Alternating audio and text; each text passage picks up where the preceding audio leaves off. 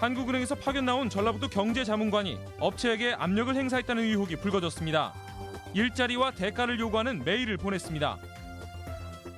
황현 의원이 전북도의회 하반기 의장에 선출됐습니다. 더민주당의 내분과 국민의당의 가담 등 도의회 내부 이합집산의 결과로 해석됩니다. 발암물질인 비소가 함유된 폐기물 수만 톤이 익산에 불법 매립돼 주민들이 불안해하고 있습니다. 여러분 안녕하십니까? 전북권 뉴스입니다. 한국은행에서 파견 나온 전라북도 경제분석 자문관이 중소기업에 억대 지분과 퇴직 후 일자리를 요구하는 압박성 메일을 보내 파문이 일고 있습니다. 해당 자문관은 문제가 불거지자 서둘러 한국은행으로 복귀했습니다. 김하연 기자의 단독 보도입니다. 한국은행에서 전라북도 경제분석 자문관으로 파견된 이모 씨. 도청 5급 상당의 직책으로 각종 경제정책 자문을 담당합니다. 이 씨가 지난 2월 A업체 대표에게 보낸 메일입니다. 내년 3월 한국은행을 퇴직하면 이 업체의 임원으로 일하겠다며 구체적인 자리와 보수를 제시합니다. 전라북도의 자문관으로 파견 중이지만 자문관 일은 20에서 30% 수준으로만 하고 나머지는 업체를 위해 일하겠다고도 합니다. 이를 비공개로 하자는 당부도 합니다. 그 대가로 미리 2억 원 상당을 달라면서 내년에 한국은행을 퇴직하고 나면 1억 원 상당의 지분을 더 달라고 요구합니다. 일방적으로 이제 제안을 하고 그 한 달 이후에 돈을 달라고 제시하는 건 거의 협박성이거든요. 제가 볼 때는. 이 씨의 행적은 A업체에만 그치지 않습니다. 전라북도나 정부 기관을 통해 기업 대표를 소개받은 뒤 수차례 만나 접대를 받았다는 의혹도 불거졌습니다. 친분이 깊어지면 이 씨의 요구는 더 노골적으로 변했다는 게 업체들의 주장입니다. 내가 당 회사를 위해 세질려니까 나한테 1억을 줄 수 있냐? 돈이 없어서 못 오겠습니다. 하니까 3천, 5천, 3천 얘기 나오다가 업체들이 제안을 거절할 경우 기관 관계자에게 전화를 해 압력을 넣은 정황도 나왔습니다. 화끈한 친구를 봤는데 내가 보니까 사업 수완도 없고 아주 못 쓰겠더라. 이런 친구는 매장을 해야 된다. 논란 속에 한국은행과 전북도청은 해당 자문관의 임기를 1년 가까이 남겨두고 돌연 한국은행으로 복귀시키기로 결정했습니다. 이 씨는 이 같은 의혹이 사실 무근이라고 주장했고 한국은행 측은 민원 내용의 사실 여부를 확인할 예정이라며 이 씨를 대기발령 조치했다고 밝혔습니다. MBC 뉴스 김하연입니다. 익산의 한 폐석산에서 맹독성 1급 발암물질 비소가 함유된 폐기물 수만 톤이 쏟아져 나왔습니다. 무려 4년에 걸쳐 불법 매립이 이루어졌고 2차 오염까지 우려되는 상황인데 익산시는 몰랐다고 발뺌만 하고 있습니다. 임홍진 기자가 취재했습니다. 석산을 파낸 자리가 흙으로 채워지고 비닐이 덮여져 복구됐습니다. 눈으로 봐선 별 문제가 없어 보이지만 사실 흙 속에는 발암물질인 비소를 포함한 이른바 광재라는 폐건전지 부산물 3만 5천 톤가량이 매립됐습니다. 경기도 안산의 한 폐기물 처리 업체가 환경부 전산 시스템을 이용해 배출부터 운반, 최종 처리까지 일반 폐기물로 거짓 신고하고 갖다 묻은 것입니다. 석산의 폐기물을 반입한 익산 지역 업체는 성분 검사를 하지 않아 작업은 4년 동안 지속됐습니다. 배출업체에서 성분 조사비를 주시잖아요. 그걸 가지고 이제 하다 보니까 이런 상황이 생긴 거예요. 하지만 폐석산에서 발생한 침출수가 인근 하천으로 흘러 들어갈 개연성이 있어 주민들이 불안에 떨고 있습니다. 공기 나쁘고 쓰레기 갖다 묻어놓으면 되겠어요? 이거 생각해도. 뒤늦게 사태 파악에 나선 익산시는 매립 신고만 받았을 뿐 감독이나 단속에는 손길이 미치지 못했다며 허술한 폐기물 관리 체계를 인정했습니다.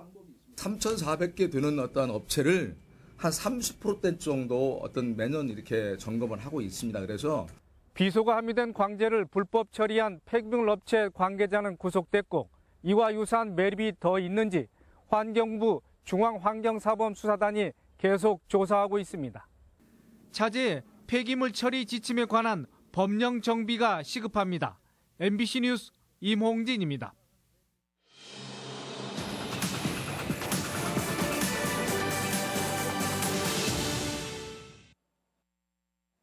출범 2년을 맞는 민선 6기의 성과와 과제를 짚어보는 기획보도. 오늘은 저성장에 덫에 걸린 전북의 경제와 산업 전반을 살펴봅니다. 박찬익 기자가 보도합니다. 군산 지역은 요즘 현대중공업이 구조조정에 휩싸이면서 칼바람이 불고 있습니다. 현대중공업 군산조선소의 수주 물량은 지난해 16척에서 올해 13척으로 줄었고 내년에도 회복되기 힘든 상황. 주변 음식점 등 상가는 직격탄을 맞았습니다. 근로자들 때문에 여기는 이쪽이나 비용도나 50도 쪽은 먹고 사는데 다니시는 분들이 다 잘리셔서. 도내 제조업체 침체는 한국은행이 조사한 기업 경기 지수를 보면 더욱 확연해집니다. 민선 6기 출범 이전인 지난 2014년 상반기 70이었던 제조업 업황 BSI는 지난 2년 동안 하락세를 이어가며 회복하지 못하고 있습니다.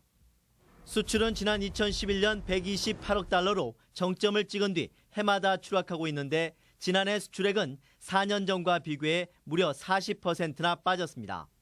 자동차와 자동차 부품, 정밀화학 등의 수출 반전세를 기대하기는 어렵기 때문에 크게 개선될 것으로 보이지는 않습니다만. 전라북도의 미래 성장 동력 가운데 하나였던 신재생 녹색 에너지 사업은 OCI와 삼성의 새만금 투자 철회로 사실상 물거품이 됐습니다. 이런 가운데 전라북도 민선 6기가 기치로 내걸었던 소득 2배, 3대 산업혁명은 지난 2년간 공허한 메아리에 그쳤습니다. 100년 먹거리 탄소산업은 지역경제의 활성화에 가시적인 성과를 내려면 아직 갈 길이 멀어 보입니다. 여러 가지 기술뿐만 아니고 탄소산업에 진행할 수 있는 그런 체제를 갖춰야 되기 때문에 그런 체제가 갖추는데 시간이 한 1, 2년 걸릴 거라고 봅니다. 지역 총생산이 16개 시도 가운데 5번째로 가장 적은 전라북도. 남은 2년 동안 주어진 민선 6기의 과제는 국내외 경제 침체 파고 앞에서도 버틸 수 있는 신성장 동력을 서둘러 육성하는 것입니다. MBC 뉴스 박찬익입니다.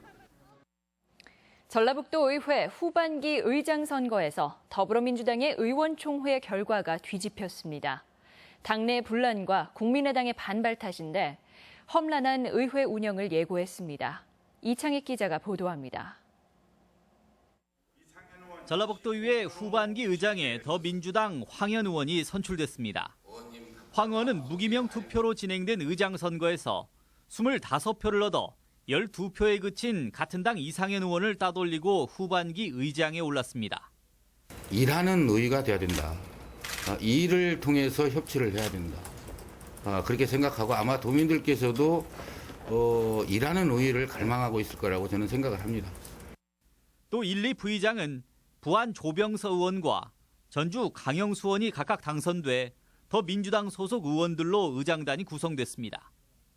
그러나 이번 선거는 본회의 투표와 의원총회 결과가 뒤바뀌며 일당인 더민주당 내 갈등 양상이 그대로 표출됐습니다. 황 의장은 지난 21일 더민주의총에서 이상현 의원에게 10대 17로 패했지만 본회의에서는 결과가 뒤집혔습니다. 국민의당과 새누리당, 무소속을 모두 합해도 10여 표로 최소 당내에서 5명의 이탈표가 발생한 것입니다. 의회가 의원님들 간에도 굉장히 반목과 갈등이 있어요. 그래서 좀 치유하는 것 같아요. 국민의당은 목표했던 부의장을 얻어내는 데는 실패했지만 강력한 캐스팅보트 역할로 선거판을 뒤흔들며 현재 세력으로 존재감을 인식시켰습니다. MBC 뉴스 이창익입니다. 그 어느 때보다 혼탁했다는 20대 총선이지만 사법기관의 수사 내용은 좀 다릅니다. 도내 당선자의 무려 70%가 수사 대상에 올랐는데 대부분 무혐의 종결을 앞두고 있습니다. 보도에 강동엽 기자입니다. 전북경찰청은 그동안 도내 국회의원 7명에 대해 선거법 위반 여부를 조사했습니다. 이 가운데 수사 중인 1명을 제외하고 6명은 혐의가 없다며 불기소 의견으로 사건을 검찰에 송치했습니다. 검찰도 총선 중간 수사 결과를 발표했습니다. 국회의원 2명에 대해서 혐의 없음 처분하고 흑색 선전과 금전 관련 등의 혐의로 7명에 대한 수사가 진행되고 있다고 밝혔습니다. 검찰 관계자는 이 가운데 낙마할 만큼 중한 혐의점을 가진 국회의원은 아직 없다고 밝혔습니다. 이미 구속된 이한수 전 익산시장과 이강수 전 고창군수 외에 당선자인 현직 의원들에 대한 수사는 큰 진전이 없는 셈입니다.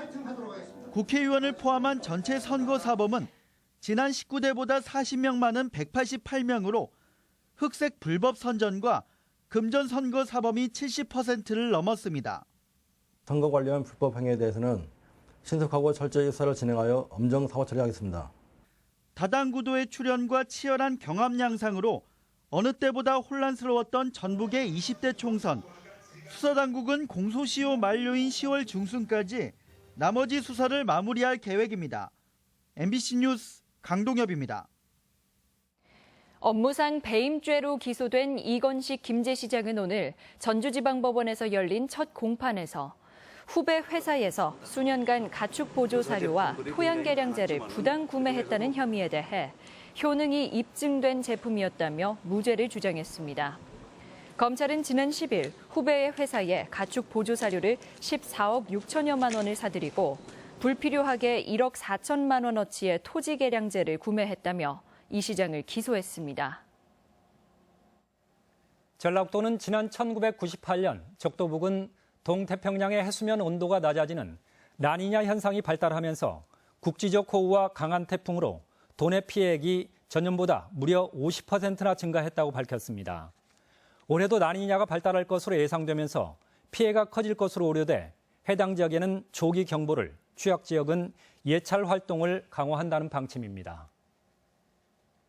중국 장수른 물류발전그룹은 오늘 서울에서 열린 새만금 투자 설명회에서 콜드체인 단지 조성을 위한 투자 협약을 체결하고 오는 2018년까지 3,400억 원을 투자하기로 했습니다.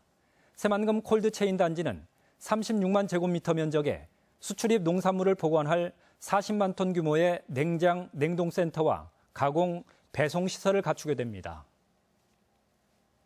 오늘 오후 4시 45분쯤 임실군 오수면 용두리 농경지에 청주 공군기지 소속 신우쿠 군용 헬기가 기체 이상으로 비상 착륙했습니다. 헬기에는 조종사 2명과 병사 등 32명이 타고 있었지만 다행히 인명피해는 없었으며 공군은 연료 부분에 이상이 생겨 예방 차원에서 착륙했다며 정비 요원을 현장에 보내 점검했다고 밝혔습니다. 오늘의 간추린 뉴스입니다. 전북 현대모터스 축구단이 내일 오후 7시 전주 월드컵 경기장에서 전남을 상대로 17경기 무패 신기록 도전에 나섭니다. 내일 경기는 고창군의 날로 지정돼 특산품 홍보도 펼쳐집니다. 전주시내 단독주택 관리 서비스인 해피하우스 대상이 중앙동과 호성동 등 19개 동으로 확대됐습니다. 대상지의 저소득층을 대상으로 주택 유지와 에너지 효율 개선 서비스가 제공됩니다. 전라북도는 다음 달 1일부터 4일간 서울 AT센터에서 귀농귀촌 박람회를 열고 귀농 정책을 홍보합니다. 도내 귀농 인구는 한 해 7천 명에 달하며 자치단체별 귀농지원센터도 운영 중입니다.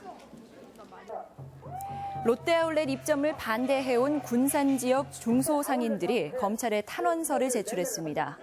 대책위는 상인들의 피해 발생이 예견되는데도 롯데가 상생협약을 완성하지 않았다고 비판했습니다. 고용노동부에 따르면 도내 5인 미만 소규모 사업체 비중은 66.3%로 전국보다 3.2%포인트 높았습니다. 업종별로는 도소매, 음식 숙박업 비중이 40%로 가장 높았고 사업, 개인, 공공서비스업이 뒤를 이었습니다. 간추린 뉴스였습니다. 문화체육관광부와 한국문화관광연구원이 발표한 2014년도 기준 27개 항목을 기준으로 조사한 지역문화지수 평가에서 전주시가 전국 229개 자치단체 가운데 가장 높아 1위를 차지했습니다. 전주시는 이번 평가에서 드러난 강점을 더 강화하고 단점을 보완해 문화 충족도를 높여나갈 계획입니다. 전주시는 전주역에서 명주골 내거리에 조성하는 첫 마중길 명품숲 조성에 기업인과 시민 등이 4,100만 원을 기부했다고 밝혔습니다. 전주시는 처음 조성된 마중길 숲에 출생, 입학, 취업 등을 기념하는 나무 등을 심을 예정이며 나무를 기증한 시민들과 함께 나무 심기 행사도 가질 계획입니다. 군산시가 운영하는 찾아가는 어린이 군산학이 초등학생과 학부모들로부터 좋은 반응을 얻고 있습니다. 어린이 군산학은 지역의 역사와 인물을 이해하고 애양심을 길러주기 위한 것으로 올해는 29개 초등학교에 전문 강사를 파견해 군산의 개항과 수탈, 그리고 이영춘 박사의 이야기를 다룬 역사 강의와 창작 활동 시간으로 진행됩니다. 남원경찰서는 지난달 31일 밤 남원의 한 고등학교 운동장에서 함께 술을 마시던 17살 A군의 신체 부위를 담뱃불로 지지고 머리카락에 불을 붙이는 등 폭행한 혐의로 18살 이모군 등 고등학생 5명을 입건했습니다. 학교 측은 학교폭력자치위원회를 열어 한 명은 퇴학을, 나머지 4명에 대해서는 강제전학 처분을 내렸습니다. 완주군이 국민안전처에서 주관하는 아름답고 안전한 소하천 가꾸기 공모사업에 선정돼 국비 5억 원을 확보했습니다. 지금까지 전북권 뉴스였습니다.